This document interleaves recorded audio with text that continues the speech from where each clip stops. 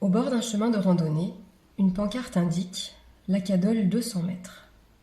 En effet, un peu plus loin, sur les hauteurs de Cuiseaux, une petite cabane en pierre sèche, adossée à deux vieux murs aussi en pierre, a été sortie de sa dormance par quelques amoureux du patrimoine.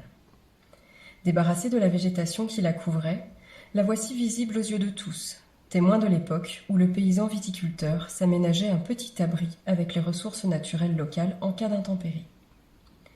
Cette cabane n'est pas la seule. De l'autre côté de la commune, une autre, maçonnée, possède encore citernes d'eau et réserve en ciment, permettant la préparation sur place des traitements pour la vigne. La végétation l'ensevelit, et la conserve peut-être d'une future démolition, se faisant oublier sous un amas de broussailles, emprisonnant également les fils servant à tendre les vignes. Les rouleaux sont encore là, à même le sol. À deux pas, dans un verger, des restes de terrasses sont visibles, réalisés à l'aide des pierres extraites du sol. Gênant pour la culture, elles ont dû être entassées dans un coin de la parcelle, avant d'être habilement positionnées pour retenir la terre et permettre une optimisation de la pente du terrain.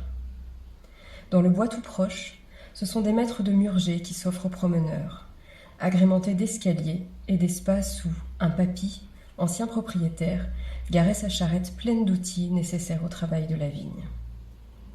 C'était il n'y a pas si longtemps. Mais il faut un peu d'imagination pour voir ces lieux aujourd'hui forestiers, structurés par la vigne et son travail.